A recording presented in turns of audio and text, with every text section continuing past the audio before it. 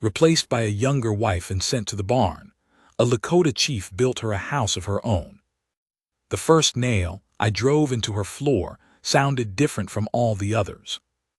I don't know how to explain that except to say I felt it in my wrist before I heard it, a clean, deep thunk that said the wood was solid and the ground beneath it was ready. I was on my knees in the dirt. It was October, the kind of morning where the cold comes off the ground first and the sky catches up to it later. My breath was going up in small white clouds, and I'd already been at it 2 hours before the sun got above the ridge. That's the sound I remember when I think about how it started. Not her.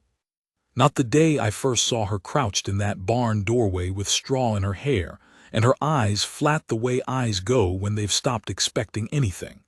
Just that nail. My name is Chayton Eagleheart. I tell you that because some of the men who worked beside me that week called me Chief, and some called me Che, and one old trapper named Bellows called me something in French that I never bothered to translate. But I was born Chayton, which means falcon in the tongue my grandmother spoke, and I think that's the right word for what I am. I don't circle. I don't wait for things to come to me.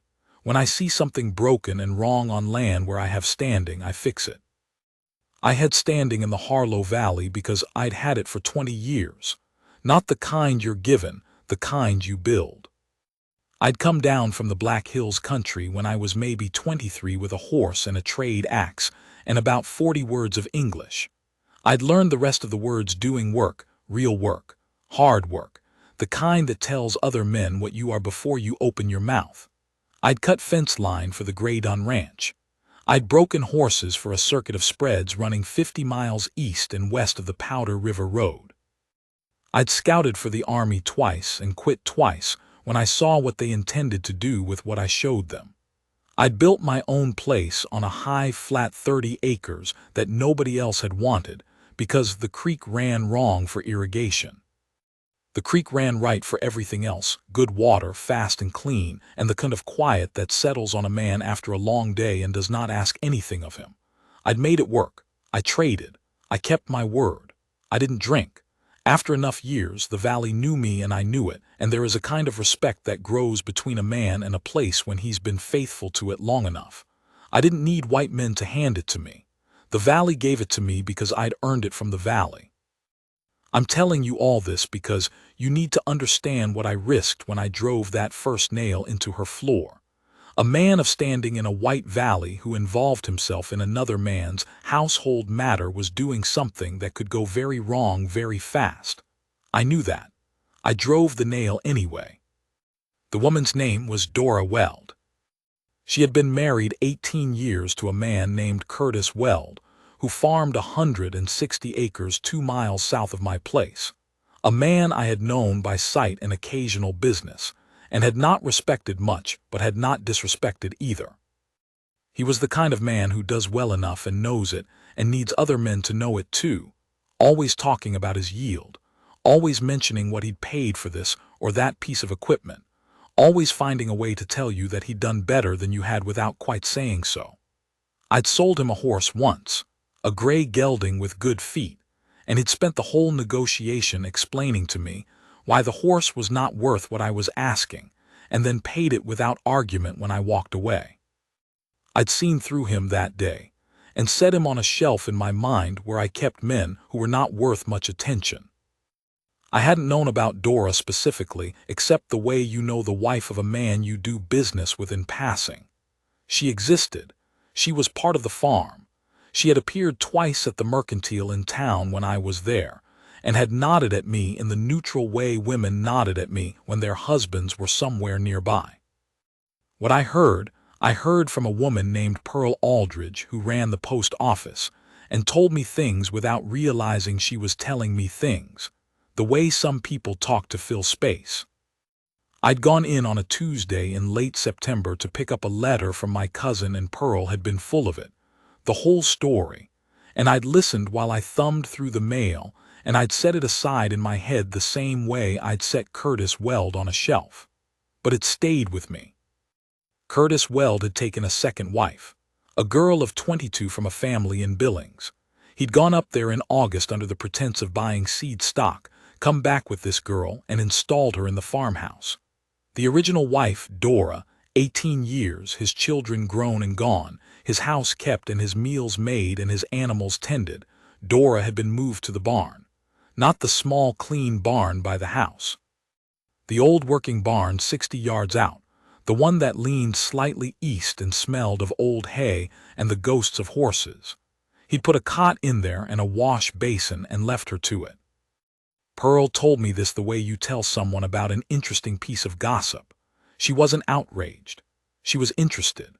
That told me something about the valley, that this was being absorbed as a curiosity rather than a wrong.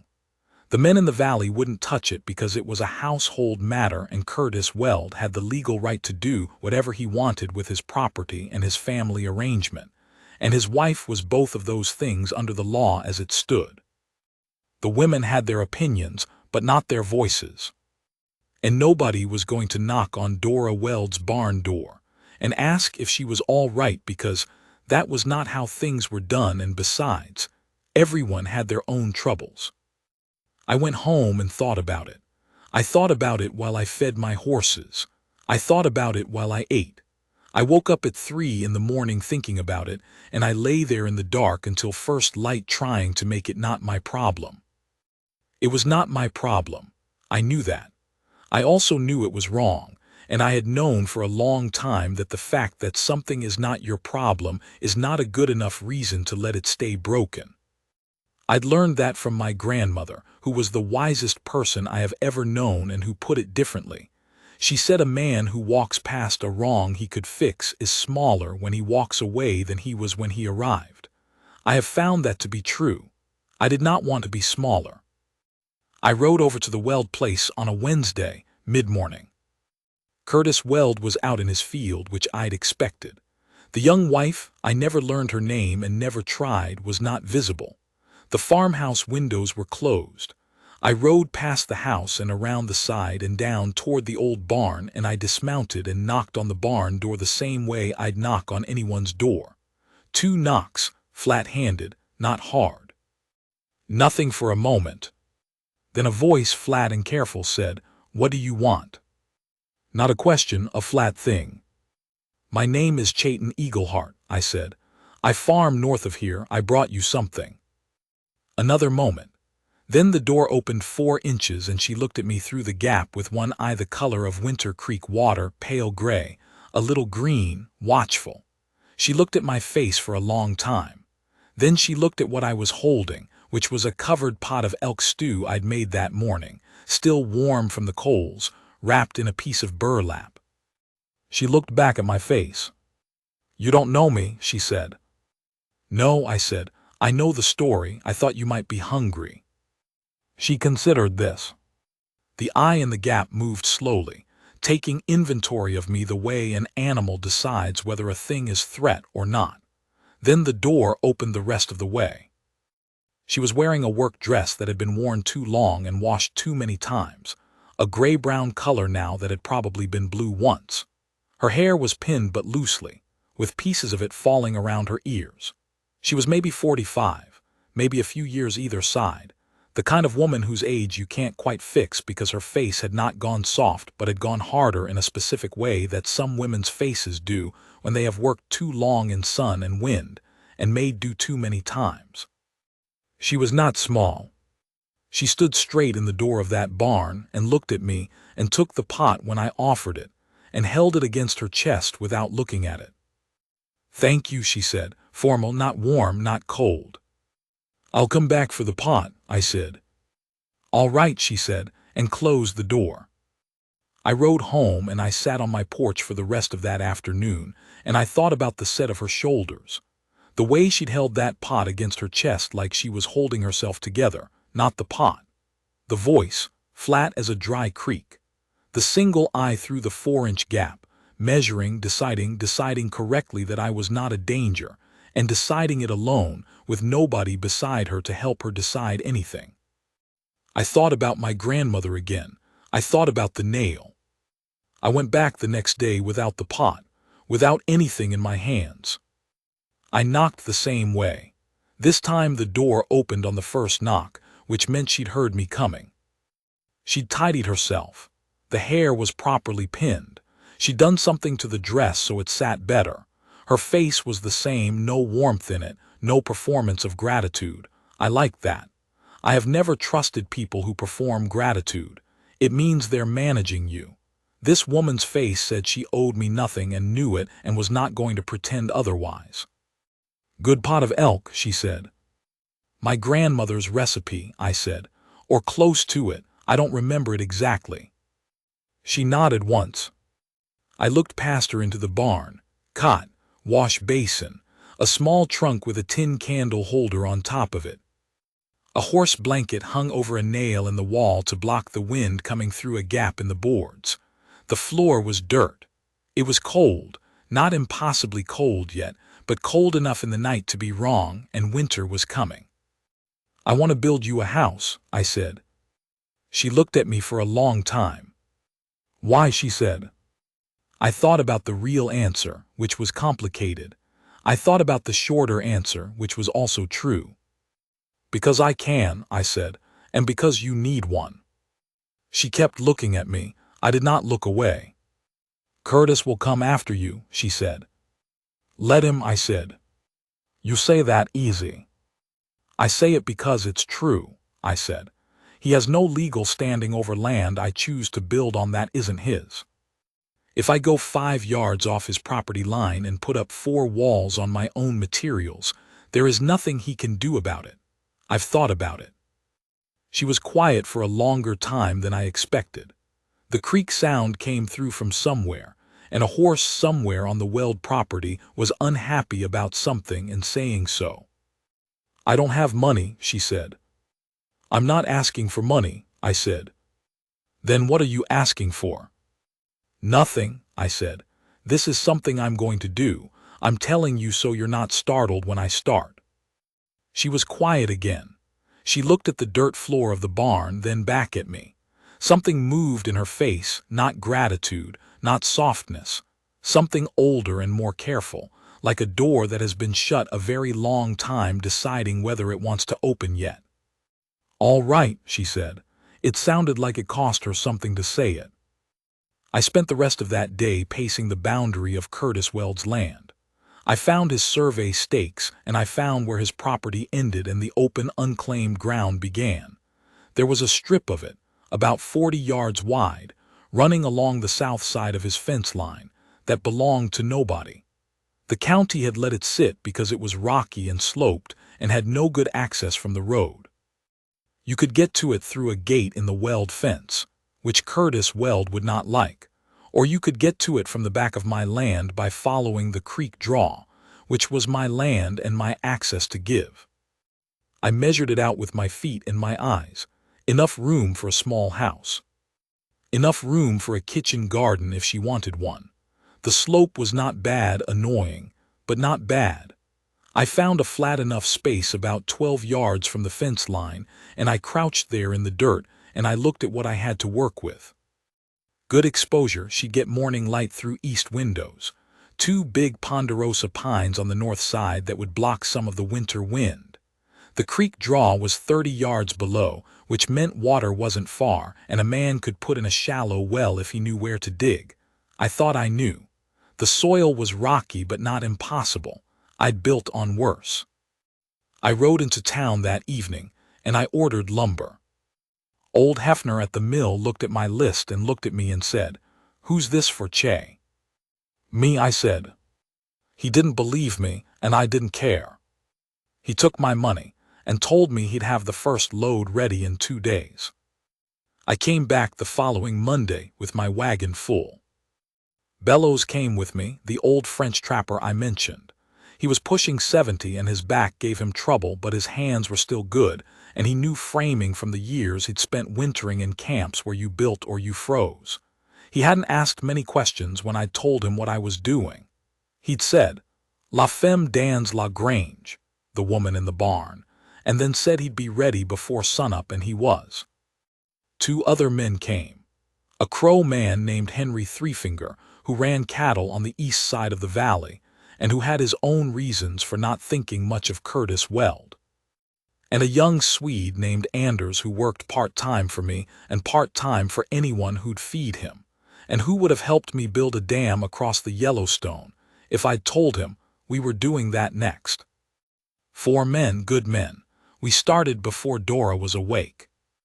The first nail was the one I told you about, the one that landed different, the one that said the wood was right and the ground was ready. I drove it into the first floor joist and felt it all the way to my shoulder, and that was the moment I knew it was going to be a real house. Not a gesture, a house. Dora came out of the barn at around 7 when she heard us. She stood in the door of the barn and looked at the 4 of us, and at the stack of lumber, and at the string lines I'd laid out marking the walls. She stood there for a long time. I could feel her watching, but I didn't stop working. After a while she went back inside and came back with a pot of coffee and 4 tin cups, and she set them on a flat rock near the work and went back inside again without saying anything. Bellows looked at me over the top of a joist and raised his eyebrow. I picked up my hammer. Curtis Weld arrived on the second day. I'd been expecting him. He came on horseback, fast, around 9 in the morning when we had the floor laid and 2 walls framed and standing. He pulled up outside the fence line on his side, which was smart, I'll give him that, and he sat his horse and looked at what we were building and then looked at me. He was a big man, Curtis, broad through the shoulders.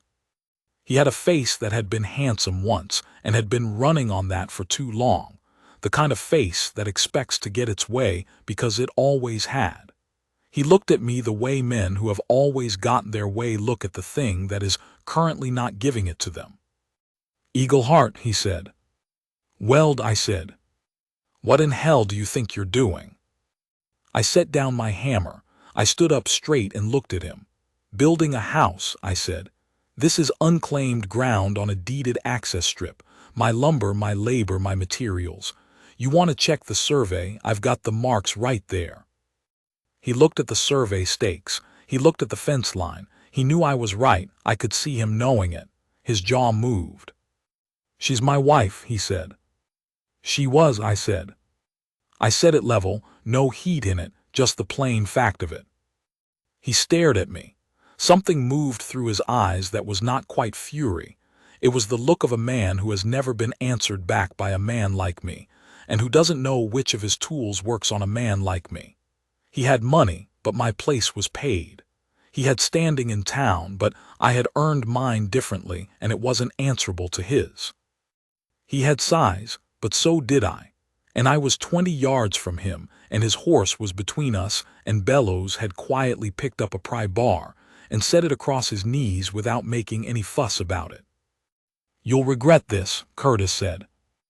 "I don't think I will," I said. "But you're welcome to come back any time if you want to watch the work." He pulled his horse around and rode back toward the farmhouse without another word.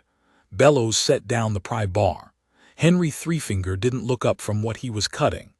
Anders the Swede, who had understood about 2/3 of this exchange, looked at me with something like admiration and then went back to work as if nothing had happened.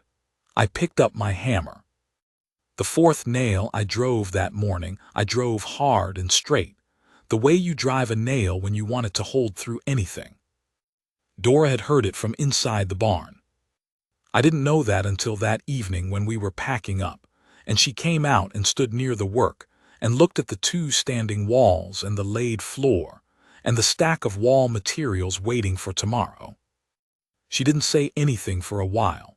The sky had gone orange and gray in the west, and the temperature was dropping, and I was pulling my coat on when she spoke. "You said his name like you'd said it before," she said. "I've done business with him," I said. "That's not what I mean," she said. "You said it like you already knew what he was." I thought about that. "I knew what he was when I sold him a horse," I said. She was quiet, then she said, "What did you figure out?" "That he needs to feel like he won. Even when he paid what I asked, he had to feel like he'd beat me somehow. That's a particular kind of man." "Yes," she said, very quiet, "it is." I picked up the last of my tools. The sun was almost down. "I'll be back at first light," I said. "I'll have coffee on," she said.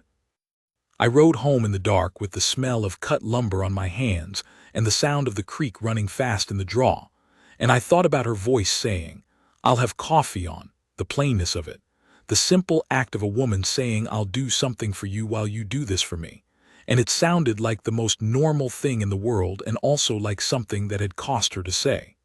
I thought about that for a long time. We raised the roof on day 4.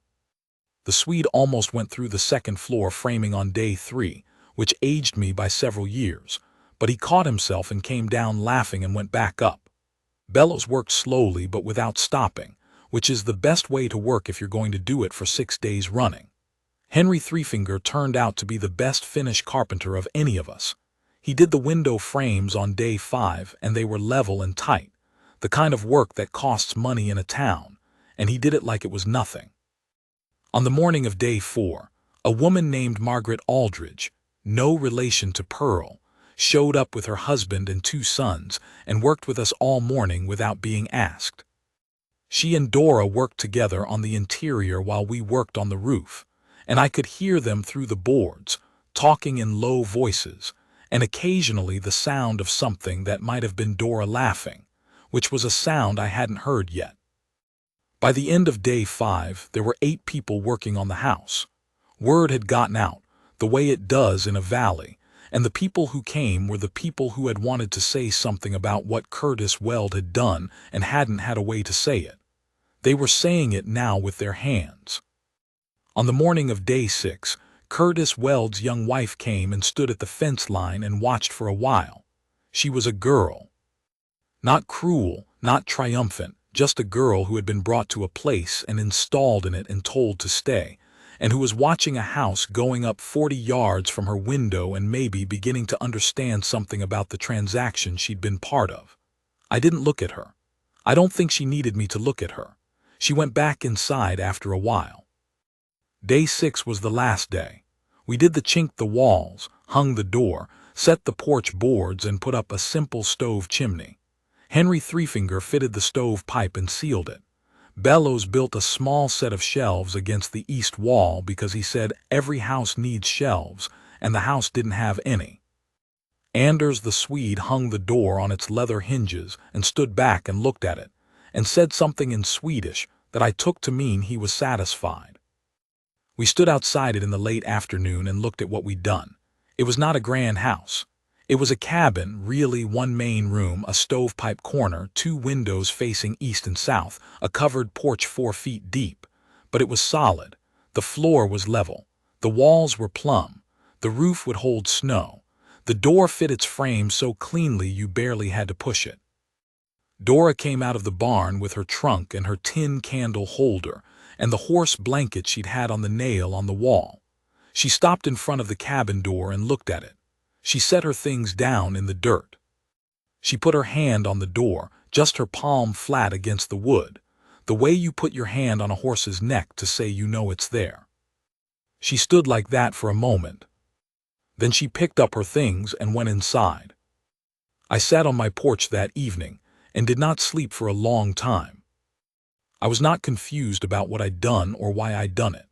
I had done it because it was right and because I could, and because the valley needed to see it done. I was clear on that.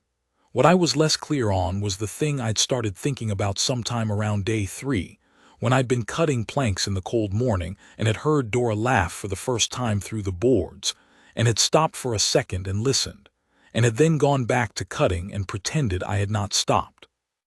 I was 51 years old. I had been alone a long time, not always, but long enough that it had started to feel like the weather, just the condition of the place I lived. I had not been looking for anything different. I had driven over there with a pot of elk stew because it was right, not because I wanted anything from it.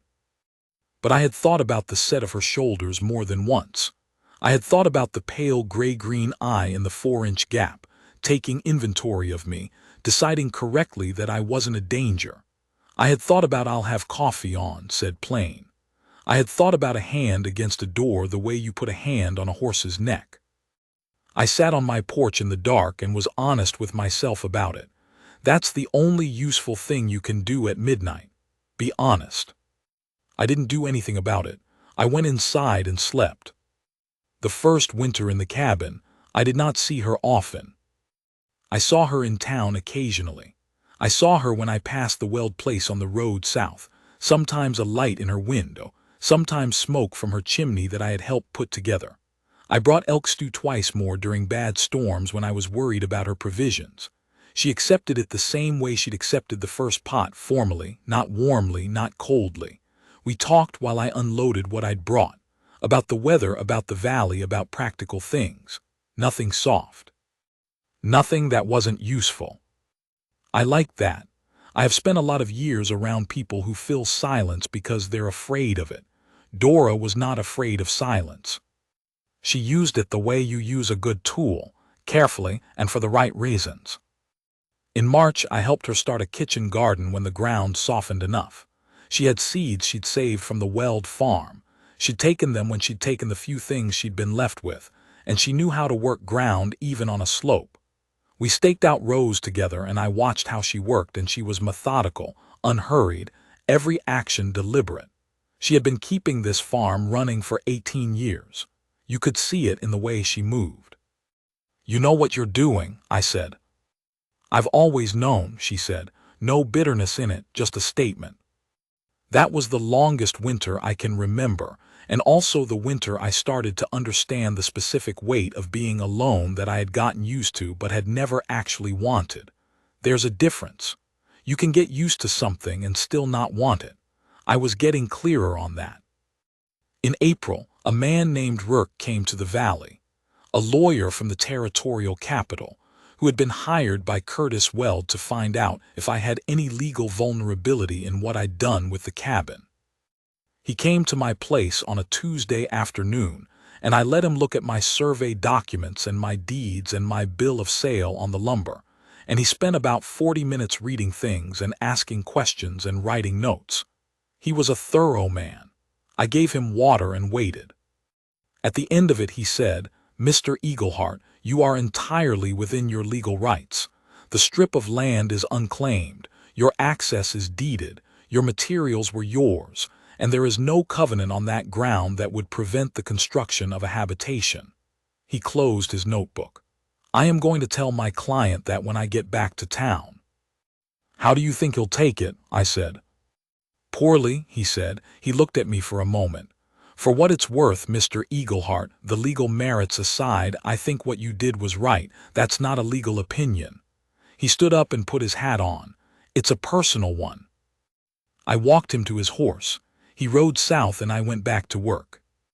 That evening, I rode down to Dora's cabin and told her about the lawyer.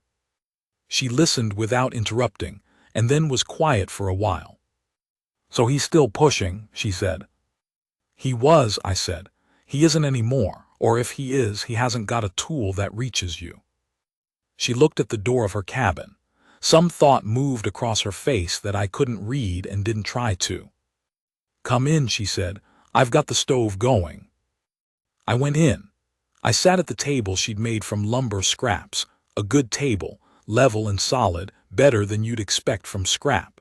She put coffee in front of me and sat across from me, and we talked about the lawyer and the valley and the spring planting, and then we talked about other things, her people, who were from Ohio originally, a family of practical people who'd come west thinking it would be better and found it was just different. My people, what I could say of them, the grandmother who'd taught me most of what I knew about being a person, the horses I'd broken in my 20s, the ones that had broken me back, an elk I'd tracked for 3 days one November and not killed because when I got close to it, I found I didn't want to. She laughed at that story, a real laugh, not polite. "You tracked it 3 days, she said. 3 days, I said, in the snow. And then let it go. It earned it, I said. 3 days is a conversation. I respected it too much to finish the conversation that way. She looked at me over her coffee cup. That pale gray-green eye, both of them this time, not through a 4-inch gap but across a table in lamplight. She was not smiling exactly, but something in her face had opened in a way it hadn't been opened before. The way a door opens that has been shut a long time and is deciding whether to stay open. You're a strange man, Chayton Eagleheart, she said. Probably, I said. I mean that as a compliment, she said. I haven't met many strange men out here, mostly just the same one, different faces. I rode home that night with the sound of her laugh somewhere in me, stored somewhere I couldn't quite locate, in a place that didn't get used much anymore. May came and the valley turned green the way it does suddenly, overnight, as if it had been waiting to be asked. I was mending fence on the north pasture when I heard hooves coming up the creek draw at the kind of speed that means something is wrong. I turned, and it was Dora, on a bay horse I hadn't seen before. She must have kept it somewhere on the property, coming fast and pulling up 20 yards out and sliding down before the horse had stopped moving. Something's happened, I said. Curtis, she said. There was a fight at the saloon. He's hurt bad. The young wife's gone, left 3 weeks ago. Nobody told me, I just heard it in town. He's at the doctor's. He's asking for me. I looked at her face. It was not the face of a woman who wanted to run back to a man who'd sent her to a barn. It was the face of a woman who had 18 years in her and did not know what those years meant now, in this moment, when the man who'd discarded her was broken.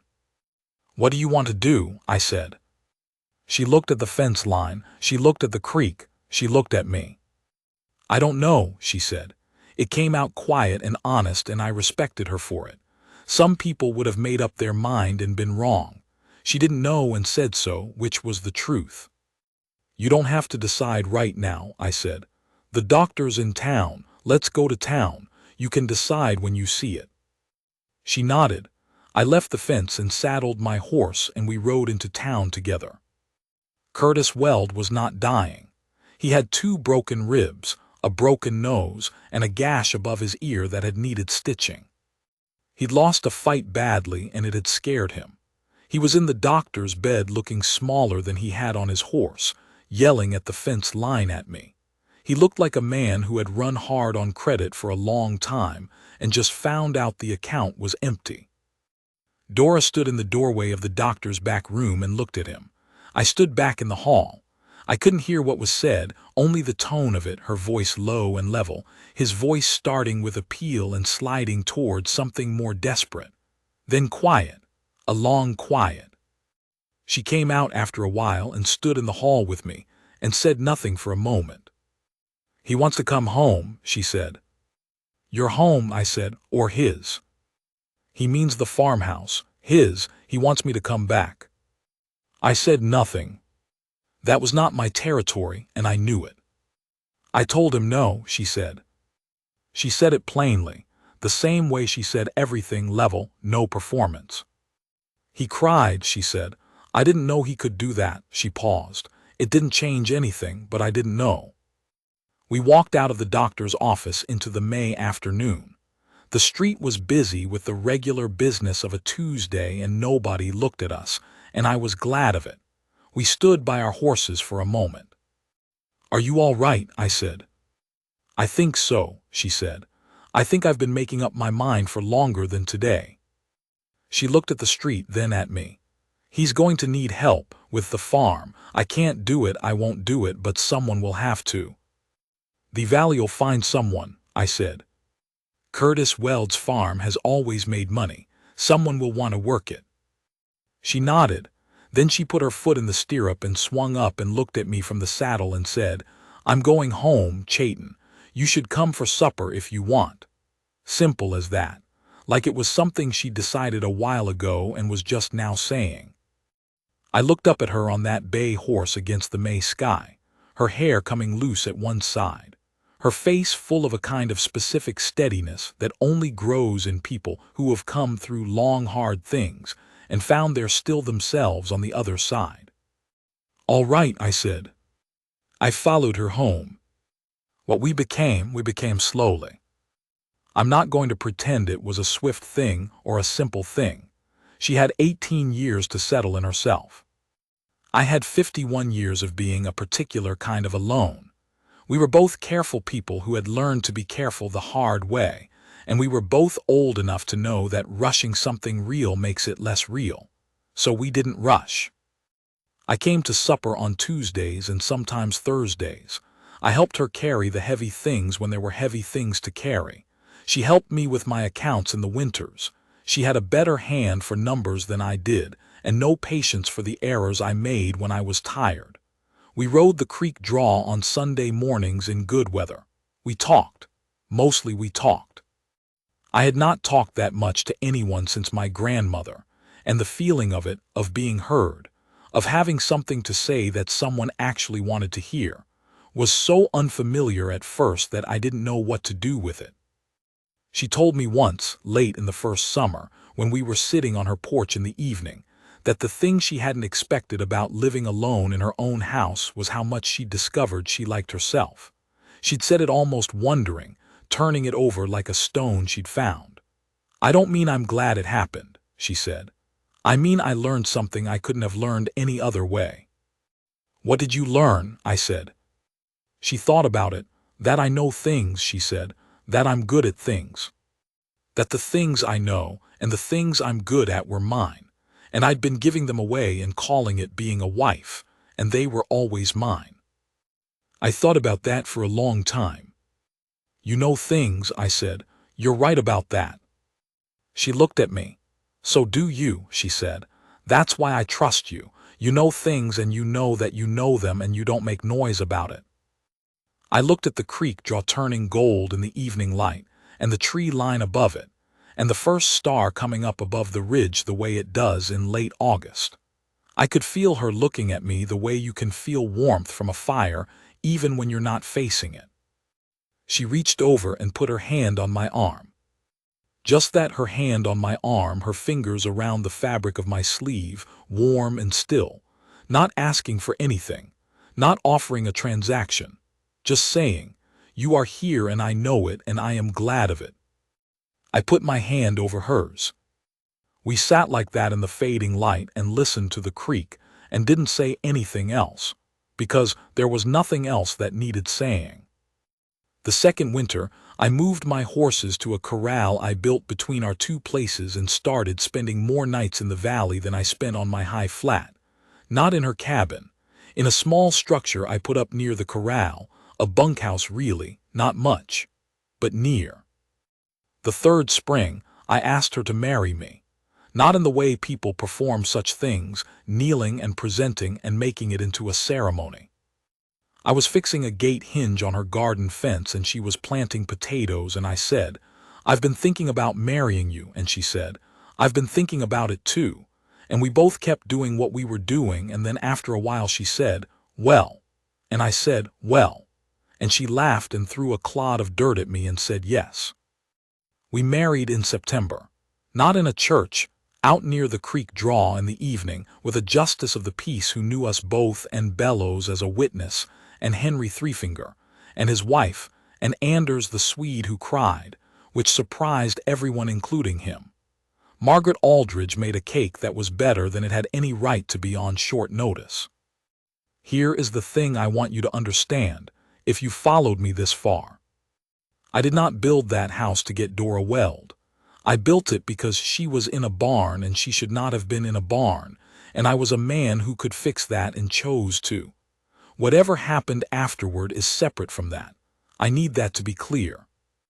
But what happened afterward, the years of it, the Tuesdays and the Thursdays, the creek draw on Sunday mornings, the hand on my arm on the porch in August, the clod of dirt, the laughter, that is the part that surprised me.